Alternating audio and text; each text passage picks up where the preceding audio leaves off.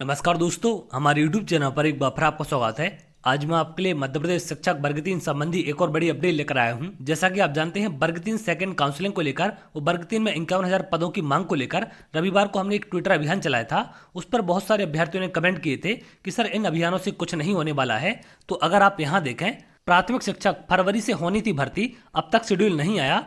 अगर इसमें आगे देखें, प्राथमिक शिक्षक के 7,500 नए पदों के लिए पिछले साल स्कूल शिक्षा विभाग द्वारा 26 नवंबर को विज्ञापन जारी किया गया था, लेकिन 18,527 पदों की भर्ती प्रक्रिया के तहत नियुक्तियां नहीं होने के कारण दूसरी नई भर्ती शुरू नहीं की जा सकी, जबकि यह भर्ती 28 फरवरी 2023 से शुरू हो जानी थी।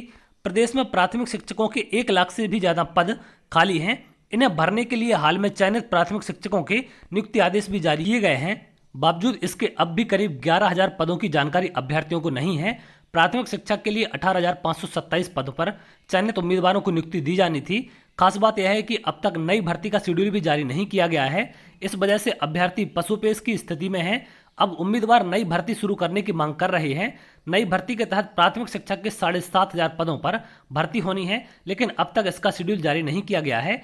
तो जो कि नई भर्ती की मांग है, या जिसे हम सेकंड काउंसलिंग कहते हैं, इसकी मांग जो आपने उठाई थी वो कहीं ना कहीं इनके पास तक पहुंचती है। सोशल मीडिया एक बड़ा प्लेटफॉर्म होता है और वहां पर अगर आप अपने हैशटैग को ट्रेंड कराते हैं तो कहीं ना कहीं ये सभी अखबारों के पास, सभी के पास ये बात पहुंच जाती है।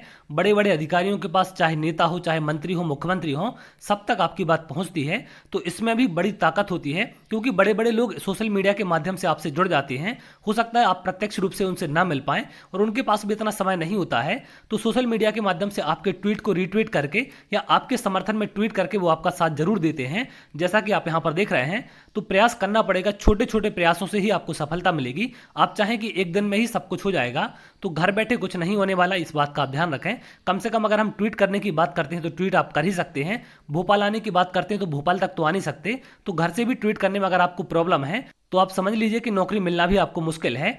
आगे आप देखें, 51,000 पदों की मांग भी इसमें रखी गई थी। पद बढ़ाने की भी उठी मांग।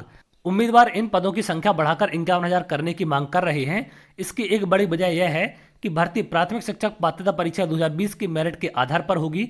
इसके बाद होने वाली आगामी भर्तियों के लिए पात्रता परीक्षा क्वालिफाई कर चुके उम्मीदवारों को एक और परीक्षा यानी सिलेक्शन टेस्ट से गुजरना होगा।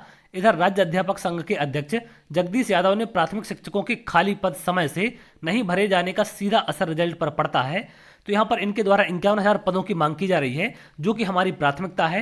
51,000 पदों की मांग हम अंत तक उठाते रहेंगे जब तक कि पदों में वृद्धि नहीं की जाती। और 51,000 पदों के साथ ही सेकंड काउंसलिंग होनी चाहिए, जिससे ज्यादा से ज्यादा अभ्यर्थियों को मौका मिल सके। और 51,000 पदों की मांग उठाना बिल्कुल जायज है, क्योंकि 1.25 लाख से ज्यादा पद ऐसे हैं जो प्राथमिक शिक्षक के स्कूलों में खाली हैं।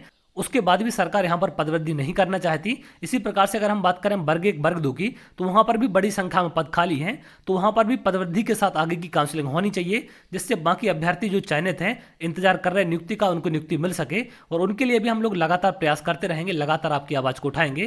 तो बस आप लोग को संगठन बना के रखना है, फालतू नेगेटिव लोगों की बातों में नहीं आना है कि क्या होता है ट्वीट करने से या क्या होता है भोपाल जाने से। देखिए, होना तो घर बैठ के भी कुछ नहीं है, तो कम से कम कोशिश ही कर लें। कोशिश करने से हो सकता है कि 1% भी आपकी बात वहां पर सुन ली जाए, कुछ तो फायदा आप लोग का वहां पर हो जाएगा। तो आपको संघर्ष करना पड़ेगा, बिना संघर्ष के सफलता आपको नहीं मिलेगी, क्योंकि जो काम था, एग्जाम आप दे चुके हैं, नंबर आपके आ चुके हैं, उसमें परिवर्तन नहीं हो सकता। लेकिन अगर यहां पर पदों की संख्या बढ़ जाएगी तो बिल्कुल आपको सफलता मिल सकती है। 11-12 वर्षों के बाद आपकी भर्ती परीक्षा हो रही है, तो इसमें बिल्कुल इतनी बड़ी संख्या में पद आने चाहिए। कम से कम अगर आप मान के चलें कि 5,000 की साल पद आए, तो भी आपके कम से कम 51,000 पद यहां पर हो सकते हैं, जो कि बिल्कुल आना जायज है। और 51,000 पद सरकार को करने चाहिए। तो चलिए आगे और जो भी अपडेट निकल कर सामने आएगी मैं आपसे जरूर शेयर करूंगा। अगर आप ऐसी जानकारी चाहते हैं तो हमारे चैनल के साथ जुड़ सकते हैं, जिससे और भी इंपॉर्टेंट अपडेट आपको मिल सके। तो बहुत जल्द अगली वीडियो मिलेंगे, तब तक के लिए बहुत बहुत धन्यवाद।